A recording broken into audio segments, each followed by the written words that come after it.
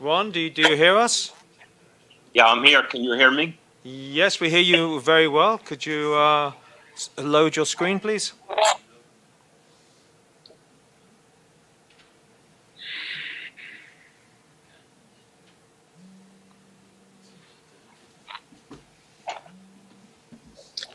The share button is at the bottom in green. I see. Stop sharing the other screen. So.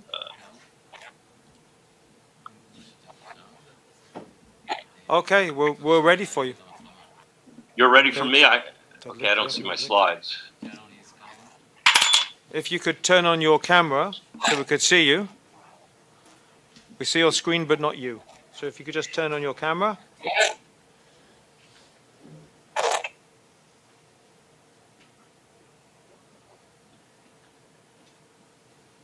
Me now? Yes. Yes, we see you now. Okay. Okay. So just share the screen all the way around so we can see the... Okay, now I see my slides. Let me just... Somehow we got reversed. How do we go? Swap share. I want to go to the beginning. There we go. Okay. Just page up, Ron. Just that'll get you back. Okay. Pardon me? If you use page up or the up arrow, it will take you to the beginning. Okay. Okay. Yes. We're there now? Yes. Okay. So I'd like to introduce the last speaker for today's session, Dr. Ronald Melnick from the National Toxicology Program, who is going to share for us the results and the summary of the disturbing program on cellphone radiation as run by the National Toxicology Program. Thank you, Ronald. Thank you, Paul. And good morning or good afternoon, as the case may be in Israel. I'll be talking about the National Toxicology Program study on cell phone radiation. And for those not familiar with the National Toxicology Program, just a couple of words. This is a program that was created in 1978 by bringing together the toxicology efforts by a number of institutes within the Department of Health and Human Services, including Cancer Institute, National Institute of Environmental Health Sciences. Over the course of time since then, the National Toxicology Program has reported approximately 600 cancer studies in animals. It is now the premier toxicity cancer testing program in the world, designed for disease prevention. The NTP receives nominations from all sources, including industry, labor, government. And for cell phone radiation, the nomination came in from the Food and Drug Administration, the Center for Devices and Radiological Health.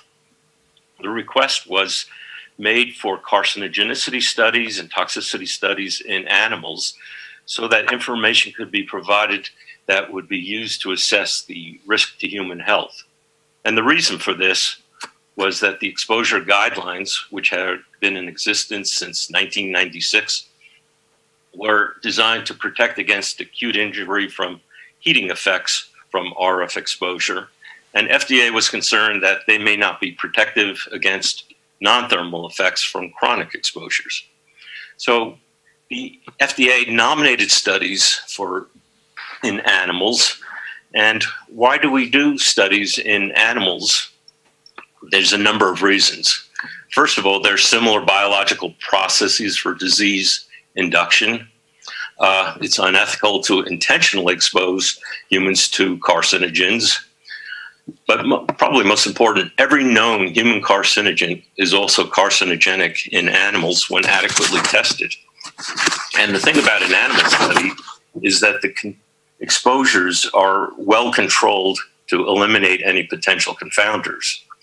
And animal studies can eliminate the need to wait for sufficient human cancer data before implementing any health protective policies. So you've heard just recently about the FCC exposure guidelines of 1996.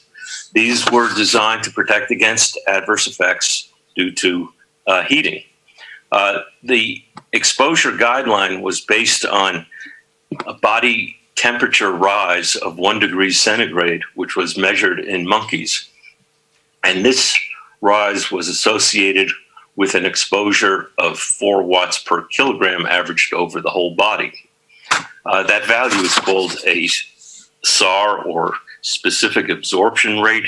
It is the rate of energy absorbed per unit mass.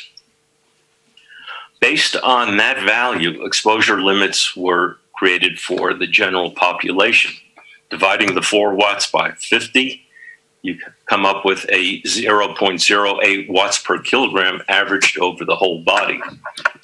However, in addition to a whole body exposure, there is a local exposure limit, and that is 1.6 watts per kilogram averaged over any 1 gram of tissue. That's a US standard, and ICNIRP's value for Europe is 2 watts per kilogram averaged over 10 grams. Now, for workers, the value is 5 times higher than what is accepted for the general population.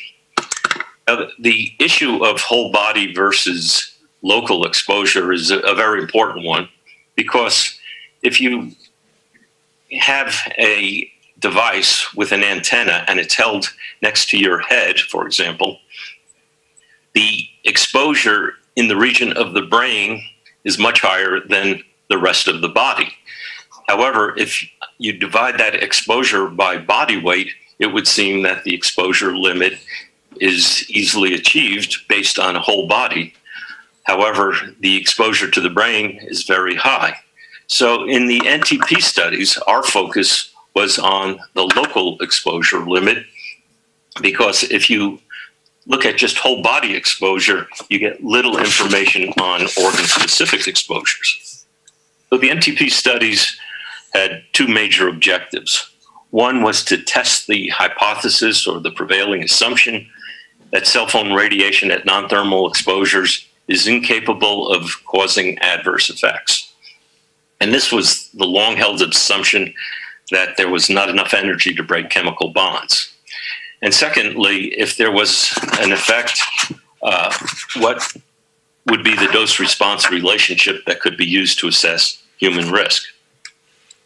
Now, previous studies used animals in which they were constrained in devices. They were not allowed to have access to water during their exposures.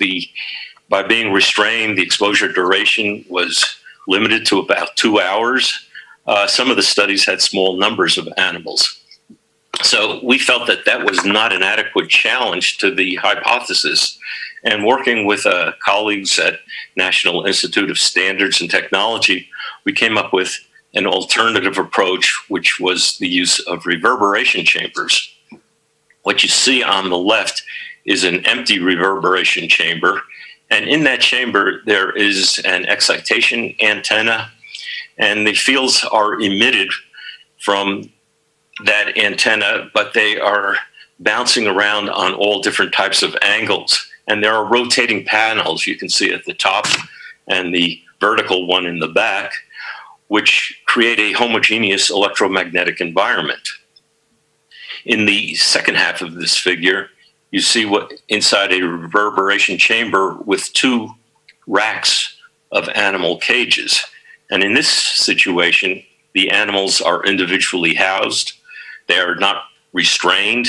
They have full access to their feed and water. And there is no limitation on daily exposure time. Now, the frequencies that have been used for communications devices have been in the US, and I believe in Europe as well, 900 megahertz and 1900 megahertz. We had some modeling efforts done to look at what would be the organ-specific absorption rate, or SAR, for rats or mice exposed to 900 and 1900 megahertz. And if you look at the very right side of this figure, you can see that in the region of the tail, the mouse exposed to 900 megahertz has a very high absorption, indicating that there's too much absorption happening in the tail compared to the rest of the body. And similarly for the rat, at 1900 megahertz, there's absorption in the tail.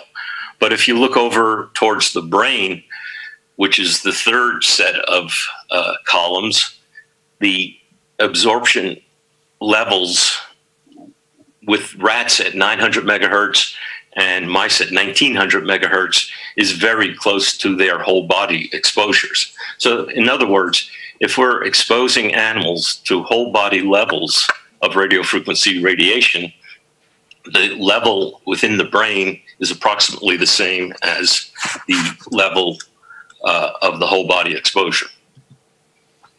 So some of the features of the NTP studies was to demonstrate that the electromagnetic field uniformity was acceptable. We used a value of plus or minus one standard deviation of 1 decibel. And this was demonstrated in chambers loaded with cages, racks, bottles, and bottles containing a simulation fluid. We used both GSM and CDMA modulations, since those are the common modulations used in cell phone communication. We had a process of 10 minutes on, 10 minutes off, and 18 hours a day.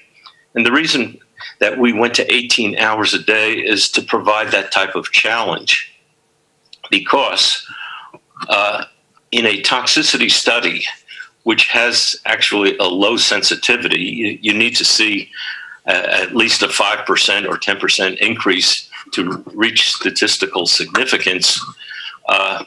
In toxicity studies, you typically increase dose to achieve and whether or not there is an effect, and use a dose-response relationship to estimate risk.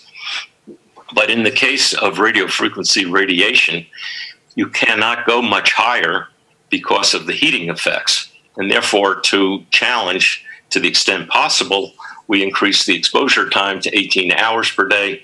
And that was probably a fortuitous decision, since people carry their cell phones in their pockets and everywhere else, probably close to at least 18 hours a day. But with a 10-minute on, 10-minute off, that's actually a 9-hour per day exposure. We conducted a thermal pilot study to determine what would be the SAR levels in which rats and mice were able to control their body temperature within 1 degree centigrade. And based on that information and a pre-chronic study, we conducted the chronic study with group size of 90 for spray dolly rats and B6C3F1 mice. For rats, the exposures were 0, 1.5, 3, and 6 watts per kilogram. And in rats, the exposures began during gestation, during pregnancy, from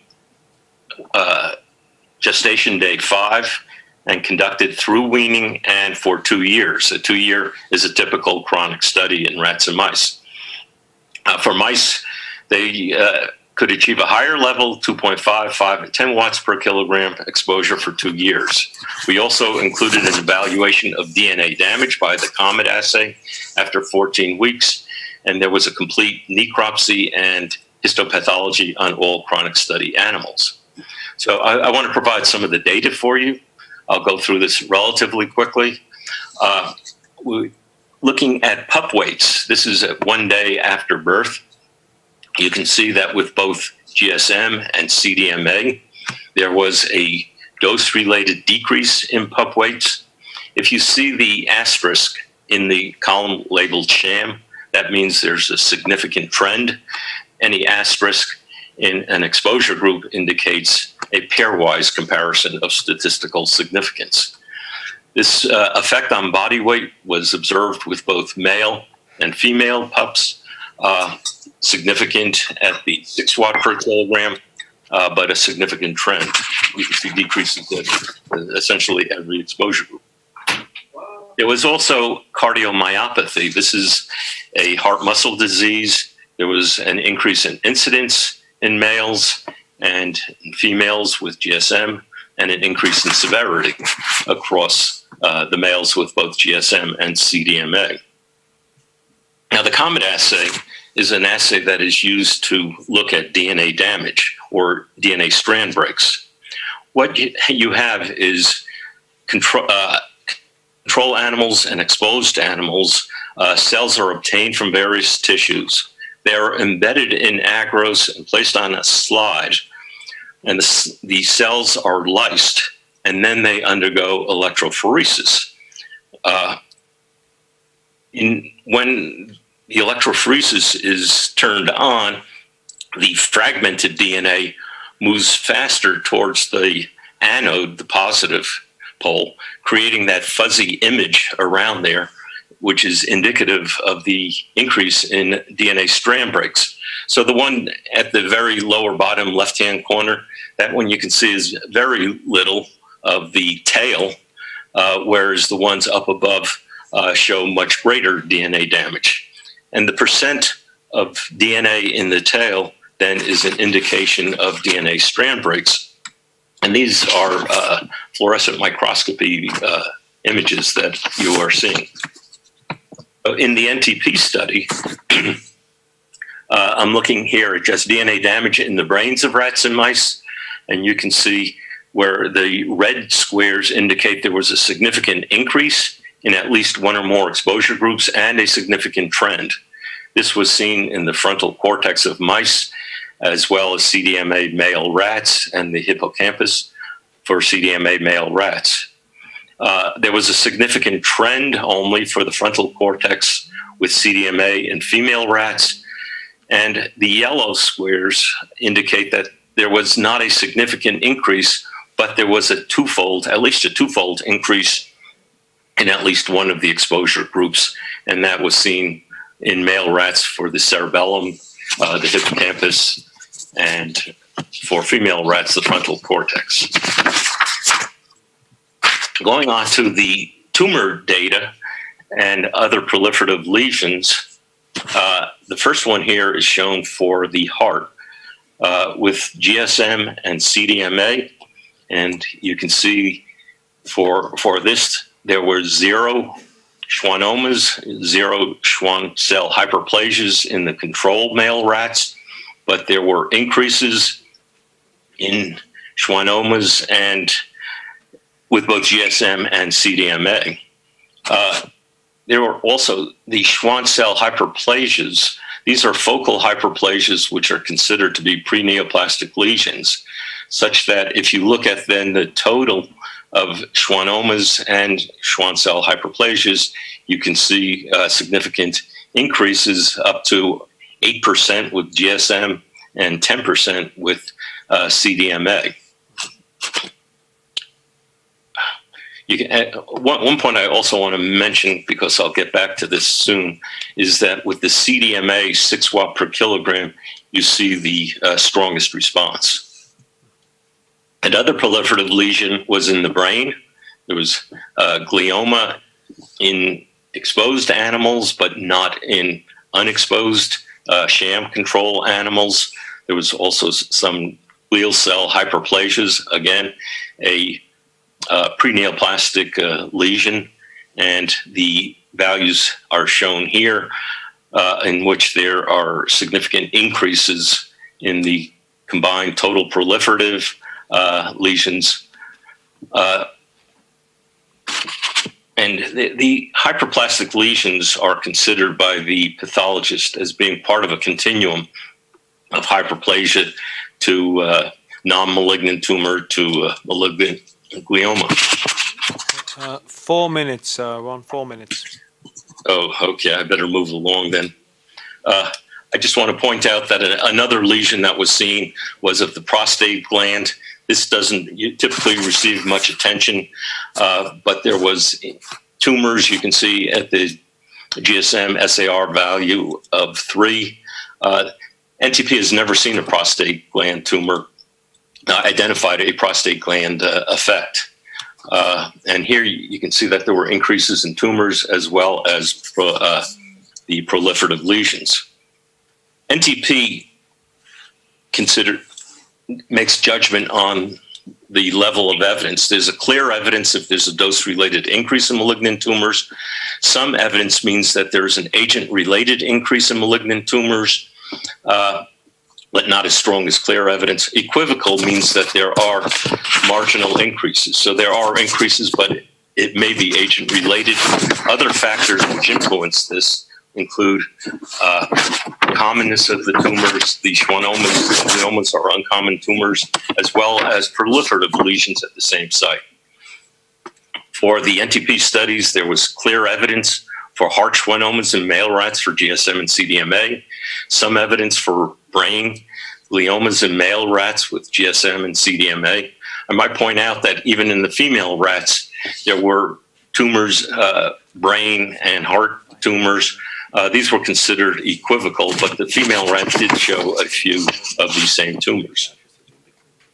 So the key findings from the NTP study are that cellphone radiation caused cancers and preneoplastic lesions in the heart and brain. There were proliferative lesions in the prostate gland, DNA damage in brain cells of rats and mice, heart muscle disease, and reduced birth weights, such that the assumption now that non-ionizing radiation cannot cause cancer or other adverse health effects other than tissue heating is simply wrong. Now, IARC conducted their evaluation in 2011 and concluded that RF EMF is possibly carcinogenic to humans. This was based on what they considered limited evidence in humans, where there were seen positive associations with exposure to RF from wireless phones for glioma and acoustic neuromas. The reason it was given limited was that there was the potential for selection and recall bias in the positive case control studies. And now if we look at the NTP study and the IARC conclusions, we see that in the NTP study, there's a concordance with the cancers in the heart, schwannomas, and brain gliomas in the NTP study. And for the IARC evaluation, in which it was considered possibly carcinogenic, it's based largely on increases in gliomas and acoustic neuromas, which are vestibular schwannomas, from both the multinational interphone study and these case control studies conducted in Sweden. Since the IARC evaluation, there have been additional human studies. The Serenat study, which found increase in brain gliomas. A study in Canada, which was part of the interphone, showed that their results were not affected by selection or recall bias.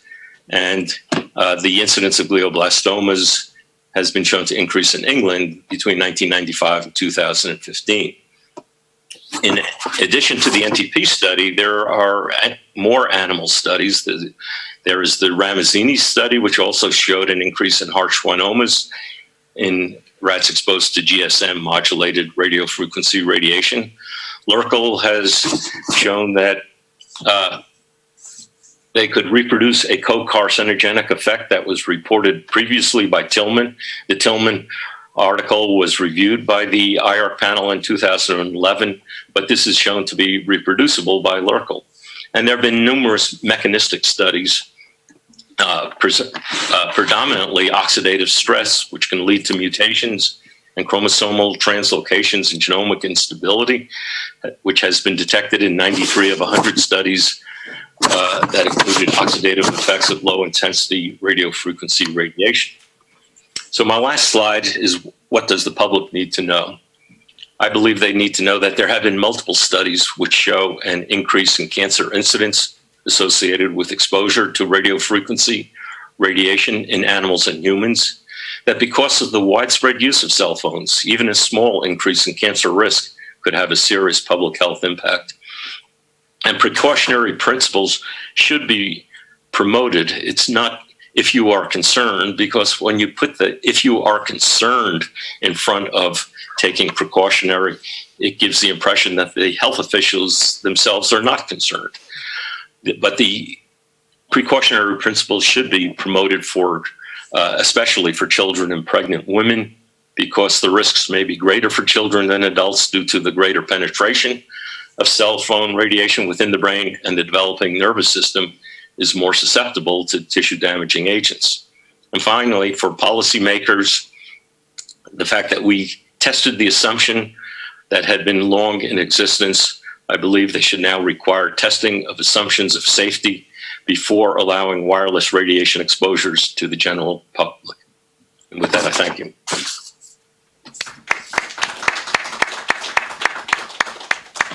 Well, I think before we start our general discussion, there's time for a question. The paper's open to the floor. A deathly silence. It is clear, frighteningly clear, I think is the best way to assume that. I noticed that in your study they used the GSM and CDMA modulations. Yes.